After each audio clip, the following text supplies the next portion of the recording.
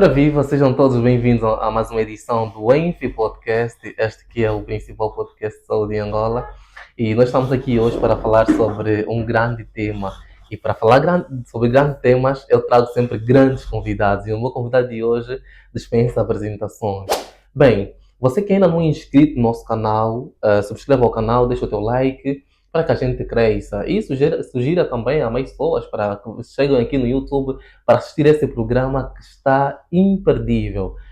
Se você terminou o ensino médio, o ensino superior em saúde, enfermagem, análises clínicas e farmácia e não sabes onde se capacitar a aumentar os seus conhecimentos técnicos, procura o Centro de Formação Gonga Jacinto, que lá nós lhe oferecemos formações técnicas, práticas e teóricas de qualidade e com garantia de estágio. Isso só o Centro de Formação Gonga Jacinto lhe oferece. Bem, hoje eu disse que vão uma grande conversa, porque eu tenho um grande convidado e vocês já vão ver de quem se trata. Dr. José Ngepa, seja bem-vindo ao Enfi Podcast. Muito obrigado, estou aqui para dar o contributo. Exatamente. Falaremos sobre a impotência sexual, não é? Saber um pouco, vamos lá falar um pouco para os homens o que causa a impotência sexual, tudo um pouco em volta da impotência sexual. Mas antes de irmos direito ao tema, eu acredito que o pessoal lá em casa gostava de conhecer um pouco mais o Dr. Ngepa. Poderia fazer uma autoapresentação? Pronto, meu nome é José Ngepa e, no entanto, do ponto de vista acadêmico, sou mestre em nutrição clínica e estou a fazer o meu doutoramento. Sou especialista em microbiota intestinal pela Techno University. Ok. E, não obstante a isso, também sou naturopata, como muita gente já sabe. E, não obstante a isso, então, também desempenho uma responsabilidade de controlar mais de 160 países na área da saúde, com um gabinete lá nos Estados Unidos da América. Ok. Certo. Muito bem, eu sabia disso. Isso é novo para mim, muito bem. Mas o que nos traz aqui é a impotência sexual. Volta e meia nós ouvimos muito a se falar de impotência sexual, mas o que é isso na realidade? Pronto, quando nós estamos em presença daquilo que tem a ver justamente com a impotência sexual, o termo técnico poderíamos chamar de disfunção erétil. Ok. Portanto, quando estamos em presença daquilo que é a disfunção erétil, precisamos perceber que o aparelho reprodutor masculino é composto por vários órgãos e entre eles vamos encontrar a glande. Esta glande nós vamos encontrar em termos anatômicos uma parte que são corpos cavernosos e vamos encontrar também corpos esponjosos. O processo da sexualidade depende, em primeiro lugar, da produção de determinados hormônios. E o próprio ato também depende daquilo que é justamente o estímulo através da visão. Portanto, nós temos uma parte do nosso corpo, sobretudo a nível do cérebro, uma glândula que é chamada glândula hipófise. A glândula hipófise ela é responsável, primeiro, por identificar o meio externo, é uma das funções, e quando, de facto, uma menina esteja bem preparada, se ela está bem vestida, etc., então, aquilo que é a visualização, bastou olhar, automaticamente, então, o cérebro, através da glândula hipófise, vai estimular determinados órgãos para que haja produção de hormônios responsável pela ereção. Ok. E um desses hormônios, estamos a falar justamente da testosterona. Ok, exato. Portanto, o hormônio que é a testosterona é responsável por estimular na corrente sanguínea, quando esse hormônio é liberado, então automaticamente, através desses estímulos, vai ocorrer, obviamente, aquilo que tem a ver com a ereção. Quando nós estamos em presença da disfunção, como o nome já quer dizer, significa que há uma disfunção, ou seja, há uma função que não está a funcionar corretamente. Exatamente. Ante essa disfunção, nós não podemos abordar este assunto de forma como muitos, digamos, vendem promessa, por exemplo. Olha, aquele medicamento é bom para a impotência, toma aquele chá que é muito bom para combater a impotência sexual. Não se pode combater, ou seja, a disfunção erétil, ela não se combate simplesmente com chás. Ou Não. combate-se com quê? Não, primeiro temos que saber o fator que leva A disfunção o indivíduo a ter esse problema da disfunção erétil. O primeiro ponto é identificar o fator casual. O que é que provoca? Este é o primeiro elemento. Segundo, é esta pessoa que está com problema da disfunção erétil, do ponto de vista genético, como é que ele é? Porque muitas vezes o problema da disfunção erétil pode ser provocado, por exemplo, para um indivíduo que tenha problemas das hiperglicemia. Quando estamos a falar da hiperglicemia, estamos a falar quando os níveis de açúcar estão elevados na corrente sanguínea. Isto pode provocar um processo que nós chamamos carbonização daquilo que é os carboidratos. Ou seja, nós temos o açúcar desempenha um papel muito importante na linguagem terra-terra, porque é dela onde os carboidratos, quando são ingeridos, por exemplo, entram em contato com a mitocôndria e dentro da mitocôndria vai gerar energia. Exatamente. Todas as pessoas que são portadoras das diabetes normalmente têm esse desequilíbrio, ou seja, o mau metabolismo dos carboidratos que pode provocar um processo interno nas artérias. Exato. E como consequência não consegue se irrigar bem a nível da glande, porque dentro do sistema circulatório há um comprometimento. Exatamente. Então temos que partir desse pressuposto de que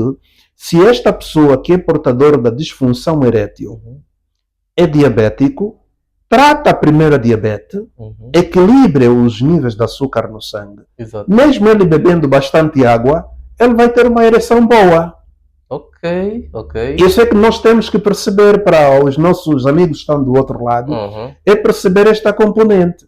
O outro, qual é? É saber também se este paciente tem com um problema, por exemplo, da alteração do funcionamento do sistema circulatório. Exato. Então vamos supor que ele é hipertenso.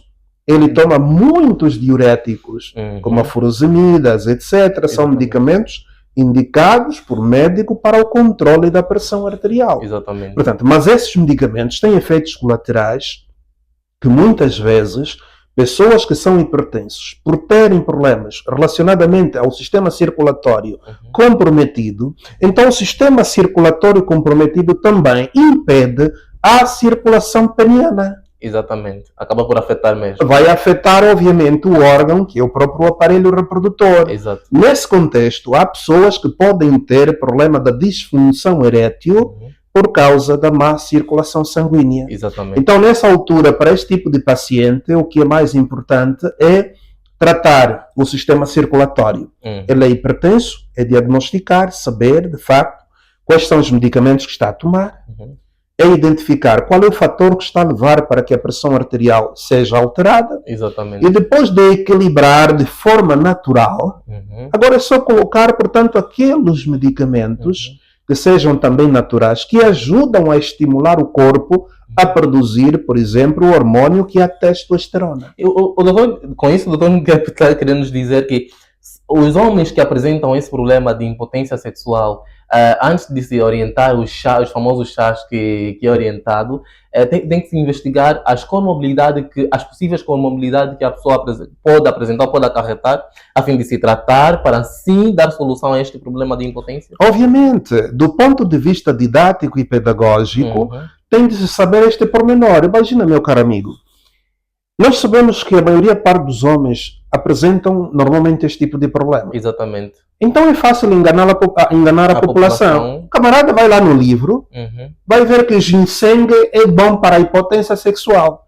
E vem aqui no podcast e vai falar, olha, eu tenho aqui um frasco, é bom para a impotência sexual. Portanto, esses vendedores de sonho, portanto, não dá certo. Ou seja, nós temos que abordar o assunto de forma que a população, de forma geral, perceba que qualquer tipo de patologia, para ser tratado, tem que ser por um especialista na matéria. Exato. Uma pessoa que entenda da anatomia, fisiologia, compreender de facto quem é o indivíduo que é portador de uma disfunção erétil. Exato. Porque senão vamos cair naquela de vender sonhos que não dão certo. Há muitos naturopatas que fazem isso. Atualmente isso só tem aumentado. Certo. Há muitos naturopatas que fazem isso. O Dr. Nguep, com isso o Dr. Nguep está querendo dizer que há muitos naturopatas que vendem sonhos?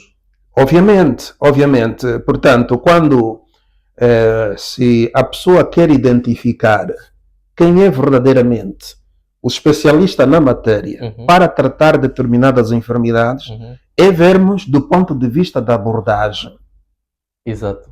Se eu viesse aqui, nesse podcast, com um xarope, imagina quantas pessoas vão acompanhar. Muitas. Para posteriormente dizer, esse chá é bom para a impotência sexual. Veja que, nessa altura, nós estamos a vender um sonho e aproveitar-se da fraqueza de quem é portador deste problema. Exato, o desespero. Muitas vezes, é por esta razão, a pergunta é, quem é a pessoa que verdadeiramente é portador dessa disfunção erétil? Quando é que podemos chegar à conclusão que este indivíduo provavelmente seja portador desta doença? Mas antes de falar isso, o Dr. Nguep citou 2 fatores importantes para o aparecimento ou o surgimento da disfunção erétil. Certo. Eu gostava de saber se são os únicos fatores, não é, que influenciam para o aparecimento ou desenvolvimento da disfunção erétil, ou há outros fatores? Existem outros fatores, que é o fator alimentação. O fator alimentação. Portanto, por exemplo, o nosso corpo é como se fosse uma máquina, um carro. Exatamente. Portanto, cada peça do nosso corpo, em termos fisiológicos, precisa ser alimentado. No caso, o aparelho reprodutor e, sobretudo, aquilo que nós falamos em termos de a pessoa olhar a mulher, existe determinados alimentos que, se o indivíduo, dentro daquilo que é a cadeia alimentar, não oferece os nutrientes necessários para fortalecer este aparelho reprodutor, obviamente o indivíduo vai ter este problema. Então há pessoas que são portadoras da disfunção erétil por carência nutricional. Portanto, essas pessoas devem procurar um nutricionista ou ligar para mim. Então, nós vamos orientar se o problema está relacionado com a nutrição. Aí, obviamente, nós vamos acrescentar os nutrientes necessários para que este indivíduo tenha naturalmente digamos, uma ereção satisfatória. Exatamente. Segundo, é retirar a questão dos tabus. Há pessoas que conseguem fazer uma relação sexual estável, consegue satisfazer a esposa. Exato. Mas ele coloca na mente que se não repetir 2 ou 3 ou 4, então não fez absolutamente nada. Mas então esses exageros estão a exigir muito, Dr. Nguep. As mulheres, será que não está a exigir também muito dos homens? Não. É ir com calma.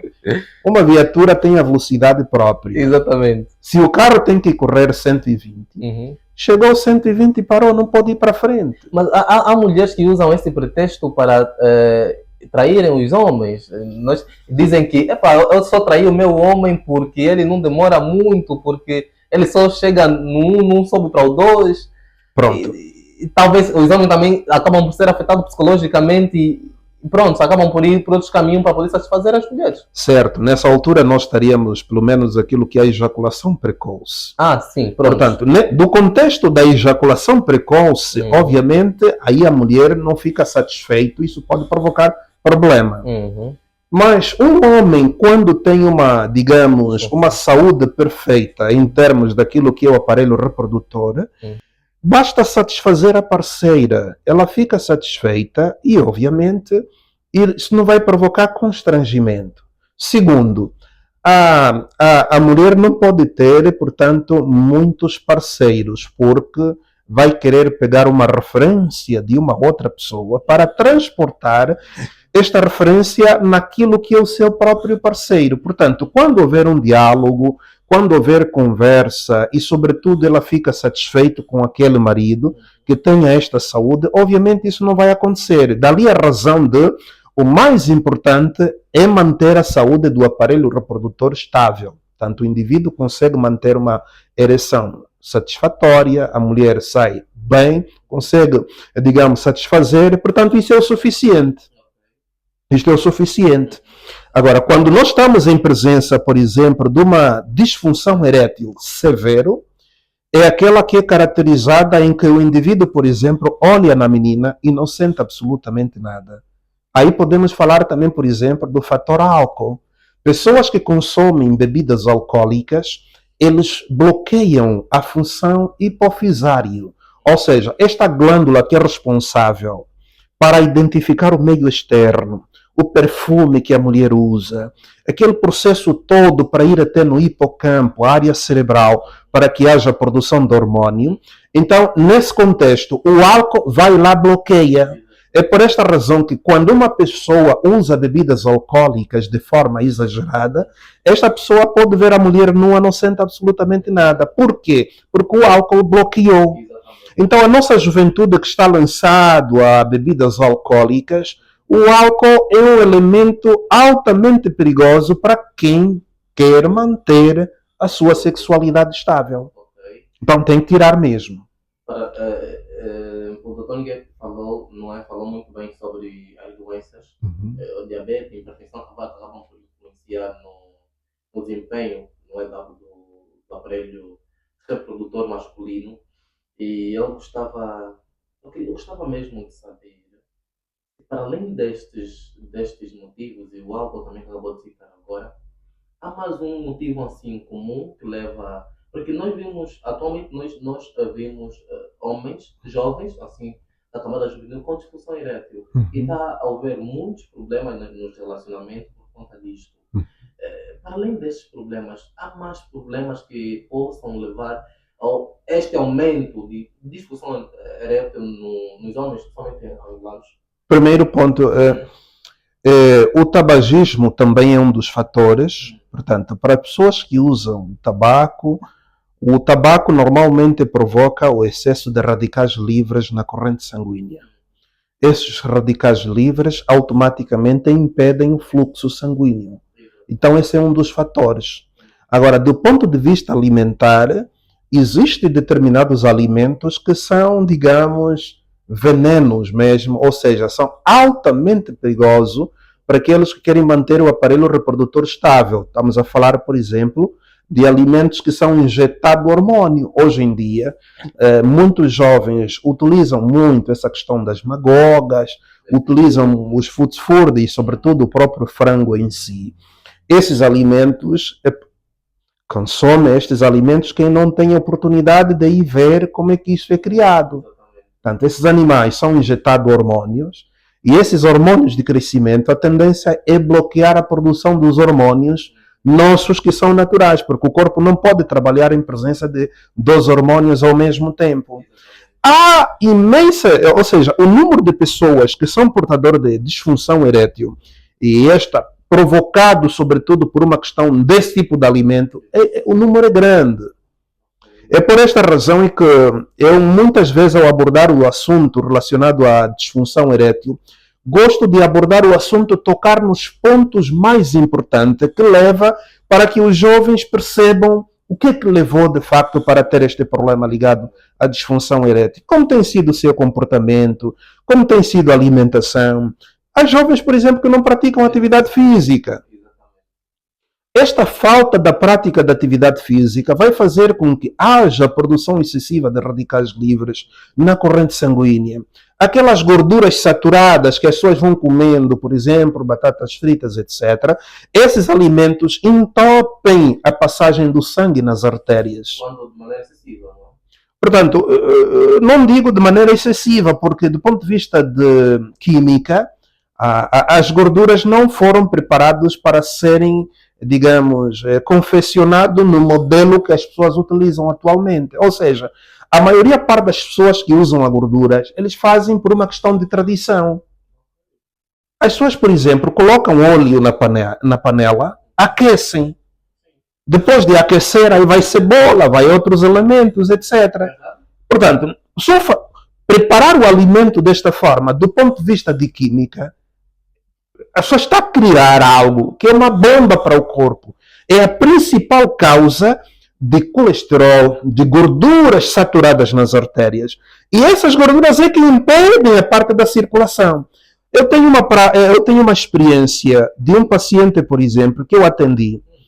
Este paciente vivia praticamente, segundo ele, 6 anos, não conseguia satisfazer a parceira. E quando nós verificamos, fizemos o exame de microbiologia celular integrada à iridologia clínica, verificamos que a causa primordial estava, primeiro, o excesso de hormônios proveniente dos alimentos, que ele usava muitos esses ovos, etc. Supostamente ovo, mas que nunca já é mais ovo, isso que estão a vender no mercado. Chamam de ovo, mas já deixou de ser. Não é ovo, tá Não. O que estão vendendo no mercado, o que nós consumimos atualmente. Não, aquilo deixou de ser. Era. Por quê? Como assim? A galinha tem que ter um contato com o galo. Sim. Mas esses ovos são feitos de forma artificial. Eles são injetados produtos químicos para que a galinha dê pelo menos 5 ovos por dia. Esses produtos químicos injetados nessas aves, hoje em dia as aves são utilizadas como se fosse uma máquina para produzir dinheiro. Imagina, meu caro amigo, você vai colocar aquilo que é um produto que é chamado dioxina nestes animais e a galinha vira maluca e automaticamente começa a dar 5 ovos ao dia. Imagina para quem tenha, por exemplo, 50 mil galinhas, enfim, outros tenham, por exemplo, 100 mil, 500 mil, e uma lhe dá 5 ovos, pronto, o negócio pegou. Eles é que vão pagando os estudos, por exemplo, fora do país. Isso acontece, eles pagam os estudos, ali vem já aquela expressão que o ovo é o melhor alimento do mundo, você tem que comer 5 ovos de manhã, 5 às 12 horas. Portanto, o ovo é altamente saudável, mas temos que saber, do ponto de vista da terminologia, que tipo é de ovo que está a referir, que é saudável. Não é isso que estão a vender no mercado. Os ovos que estão a vender atualmente no mercado não são ovos. Não, aquilo não não. Aconselhável ao consumo. Pronto, eu, para mim, pelo que eu sei, como médico, nutricionista que eu sou, eu nessa altura não aconselho. Não aconselho. Não aconselho o consumo dos ovos que vendem atualmente. Supostamente chamam de ovo, mas não é ovo. Isto não é ovo. Não sei. Então, quero dizer. É por isso que o Dr. Temes disse que ovo traz câncer. Pronto, eu não vou entrar no caminho do amigo Teles, não é? Mas eu gosto de abordar os assuntos de forma pedagógica, encontrar aquilo que são os argumentos para convencer o público a perceber. Quando eu me baseio que isso não é ovo, é porque o ovo tem que ter contato com a galinha. Galo e galinha, mas esses ovos não têm nada a ver.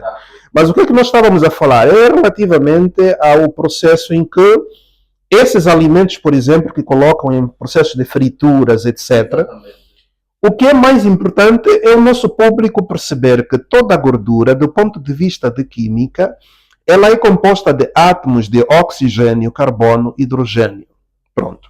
Partindo do pressuposto de que a gordura é composta por esses elementos químicos, então, quando nós colocamos a gordura em altas temperaturas, as moléculas, sobretudo o hidrogênio, ele vai se alterando devido ao calor.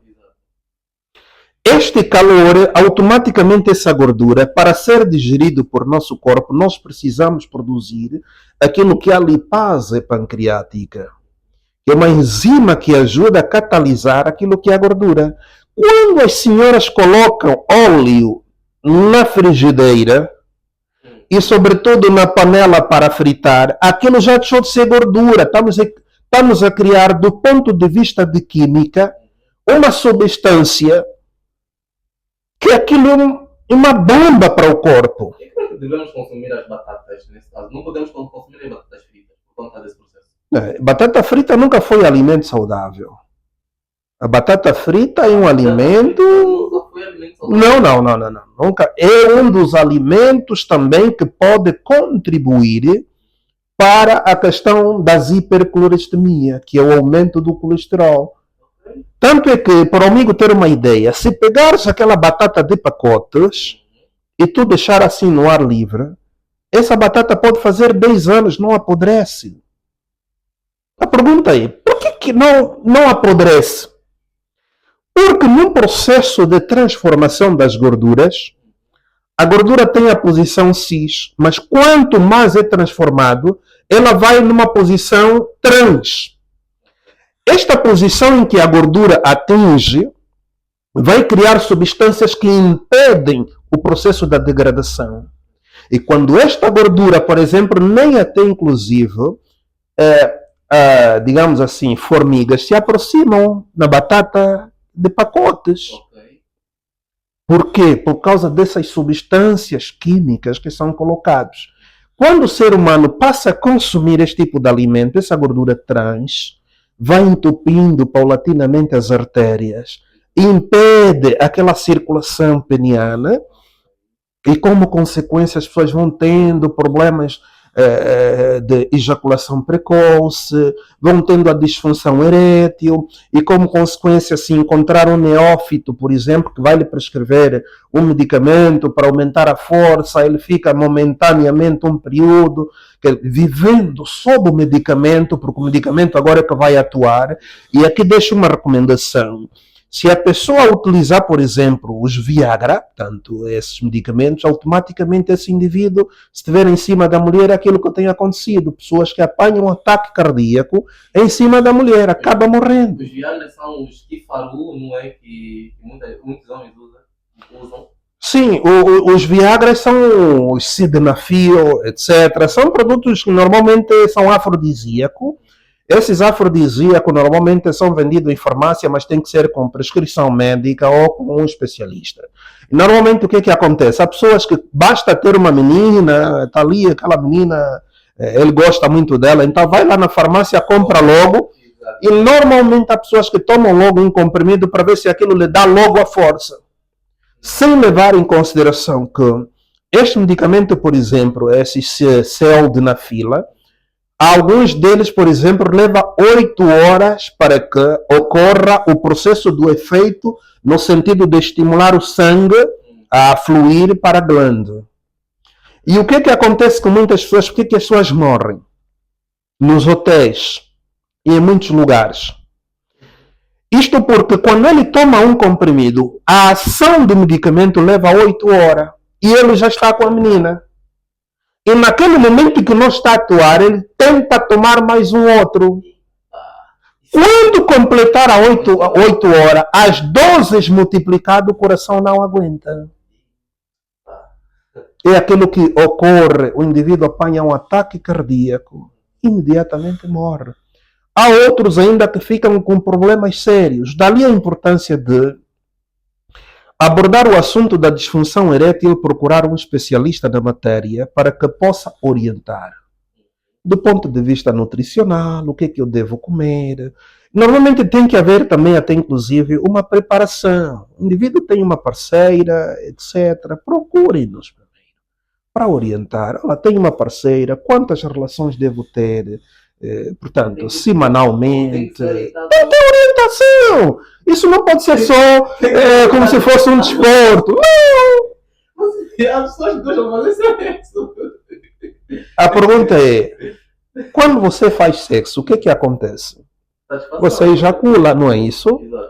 Pega o sêmen, coloca no laboratório, você vai encontrar ali muitos componentes orgânicos, vamos supor. Você pode encontrar ali no sêmen, vai encontrar, por exemplo, ácidos graxos de cadeia curta, estamos a falar de um tipo de gordura própria. Você vai encontrar o zinco, você vai encontrar vitamina E, você vai encontrar uma série de vitaminas que quando você termina, por isso é que o homem fica fraquinho, etc. Fica aquela energia que não é uma luta mesmo, é um trabalho de verdade. E não é em vão quando as pessoas dizem que a fulana engravidou, houve muito trabalho. Então o que acontece? Nessa altura, do ponto de vista anatômico e do ponto de vista fisiológico, você gastou energia. Tem que repor. A pergunta é, você acabou de fazer o sexo ontem, hoje, etc. Como é que você repõe as energias? Quais são os alimentos que você está a comer para, portanto, equilibrar o gasto e aquilo que realmente tem que sobrar como estoque? Não havendo essa reposição de estoque, então você vai esperar aquele problema. Por isso é que para ser saudável tem que ser orientado. Tem de ser orientado. E para orientar é só procurar o Dr. Angel. É só ligar para mim. Não é problema nenhum. Como é que podemos prevenir a impotência sexual? A prevenção passa necessariamente pelo programa que está aqui a fazer. Esse é um dos elementos fundamentais na prevenção. Saber o que é a própria disfunção, etc. Dando o primeiro passo em termos de conhecimento. Isso é importante. O segundo passo agora é procurar-nos para orientarmos do ponto de vista nutricional. O que é que você deve comer de manhã? Se for aquele próprio dia que você acha que tem de estar junto da parceira, então imediatamente você vai ligar para nós e nós vamos orientar. Portanto, você vai ter que comer isto, você vai ter que tomar sucos. Se você não é diabético, eu posso orientar, por exemplo, a melancia. Para aqueles que já leram o meu livro, Quando Não Há Cura da Doença, a Nutrição Responde, eu falo aí da melancia que tem a citrulina, naquela parte branca da melancia, aquela parte branca. Sim, na parte branca da melancia tem citrulina, e esta citrulina é muito bom para criar um processo de vasodilatação. Em segundo lugar, eu posso orientar, por exemplo, em termos nutricionais, o que é que você pode comer, de forma preventiva, não é? A pessoa vai comendo já alimentos que ajudam a prevenir-se. Por exemplo, o gergelim. Dentro do gergelim tem aquilo que é a gordura poliinsaturada, e todas as gorduras poliinsaturadas ajudam, sobretudo, naquilo que é justamente a reposição. Nós estávamos a falar da reposição, temos o gergelim. Agora, nós temos também, no caso, por exemplo, do abacate. É uma hortaliça extremamente importante, rica em gorduras poliinsaturadas. Aquela gordura que a pessoa vai gastando, tanto é que se você vê do ponto de vista, digamos assim, morfologicamente falando, o formato do abacate parece ser um testículo. É um segredo. É um segredo. Em termos de morfologia, parece um testículo. Deus preparou todo aquele formato, como quem diz assim, olhem, e aproveitem. De fato. Porque aí o que acontece? É que as pessoas não sabem preparar. Como é que deve preparar? Não é preparar o abacate com açúcar. Há pessoas que fazem batido de abacate, banana, etc. Tudo isso. Aí eles vão fazendo uso deste tipo de abacate. Os que treinam, não é desorientado desse tipo de batido. Mas não é um nutricionista que orienta. Isso é eles que preparam. Aquilo é uma bomba, não dá certo. Tá certo? As propriedades químicas do abacate, ele é tão importante o abacate, que inclusive para as pessoas que introduzem o abacate na sua alimentação, sobretudo aqueles que são portadores da disfunção erétil, é extremamente importante. Mas como deve ser feito? Por exemplo, o abacate não precisa misturar com outros alimentos. Você vai fazer uma salada, por exemplo, onde tenha o tomate, o alface. Portanto, para aqueles que gostam também do alho, vai lá alguns dentinhos de alhos, etc. Mas se por causa do hálito, pode mastigar, por exemplo, uma casca de laranja, não é? Isso vai ajudar a retirar aquele hálito. Mas, de qualquer das formas, este tipo de salada feito neste modelo é especificamente para aqueles que querem aumentar a disfunção erétil, ou seja, repor o estoque. O estoque fica todo bem abastecido. E quanto à quantidade, o abacate, quanto mais a pessoa comer, e é já para tirar aquele tabu que as pessoas dizem, o abacate é gorduroso, depois a pessoa pode engordar, para quem já sofre de problemas cardiovasculares, como é que seria? Não, o abacate é indicado para quem sofre de problemas cardiovasculares, para quem sofre de problema de disfunção erétil, para todas as doenças do aparelho circulatório. O abacate está lá como um alimento extremamente importante para combater esse tipo de problema. Portanto, quem chega no abacate não há problema nenhum. Então, essas são as dicas de prevenção, não é? Certo. Para evitar assim a disfunção erétil. Certo. Disfunção erétil. Se não prevenirmos, caímos no tratamento. Obviamente. Caímos no tratamento. Certo. Como tratar a disfunção? Pronto, tratar a disfunção erétil passa necessariamente primeiro pelo diagnóstico. Aquilo que nós falamos no princípio. Quem é a pessoa que de facto deve fazer o tratamento e quando é que podemos classificar que esta pessoa está com uma disfunção erétil moderada, crônica, ou seja, severa. São 3 etapas. Quando a pessoa já está com uma disfunção, por exemplo, primária, aquela que normalmente a pessoa fazia o sexo normalmente, depois de algum tempo, começa a ter algumas falhas. Portanto, essa é aquela que é a moderada, enfim, acontece de vez em quando devido ao nível de trabalho, a pessoa muito estressada. Mas Então, já deve começar a prestar atenção. aí já podemos prestar atenção. Se esta pessoa começa a ter essas falhas por causa do excesso de trabalho, eu oriento primeiro um tipo de prática de atividade física, acompanhando com sucos apropriados. Agora, nessa moderada, quando está já numa disfunção erétil, daquela que, portanto, não é moderada, mas já é aquela que, portanto, pode-se classificar como média ou mesmo já é patológico, o indivíduo passa uma semana inteira, 2 semanas, não consegue fazer nada, vai chegar até um mês, não consegue satisfazer a parceira, aí vai vir a clínica para nós fazermos um diagnóstico para verificar qual é o fator, se é diabético, se é hipertenso, qual é a idade que tem, se usa bebidas alcoólicas, se não usa bebidas alcoólicas, vermos o primeiro fator que está a provocar para que ele fique nesta situação.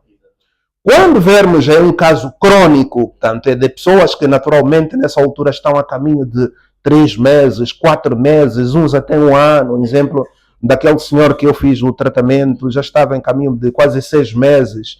Alguém fica 6 meses assim e não procura já cedo uma ajuda médica. Pronto, existe também aquilo que é a complexidade na parte dos homens, que tanto eles depois começam a ter processos em termos psicológicos, não se comunicam e tentam fechar-se. Afeta o relacionamento, afeta. Vai afetar, sim. Aí a mulher começa. A mulher que? Sim, há homens, por exemplo, que inventam história. Estou a estudar, estou a fazer algumas matérias, não posso me relacionar, etc. Não. Tem que quebrar o tabu, procura o médico especialista e tratar-se mesmo. Então, esse tipo de homem é que fazem com que muitas vezes chegam 6 meses, 1 ano e não conseguem satisfazer. Olha, e alguns até que nem se interessam. Alguns não se interessam quanto a isto. Tá certo? Então, nesses casos severos, esse paciente tem de internar mesmo, temos que verificar bem o caso dele, para podermos chegar à conclusão o que é que podemos fazer. No caso que é já o severo, que é o crônico mesmo, é aquele que, por exemplo, já atendi um paciente que de facto foi operado depois dessa operação. Possivelmente a operação não foi feita muito bem, aí automaticamente já ficou mesmo bloqueado. Os canais que fazem com que o sangue flua convenientemente estão completamente bloqueados. Nesse caso já é mais complicado ainda. Aí já é difícil. Então, a forma de tratar a disfunção erétil são esses passos que o doutor disse. Certo. E para os casos mais avançados, é procurar o doutor Ngueta, que terá solução para este problema que afeta, é um mal que afeta muitos homens. Exatamente, é verdade, é verdade. Doutor Ngueta, eu vou agradecer a sua presença. Foi um prazer tê-lo aqui, não é? Falar sobre esse tema muito importante.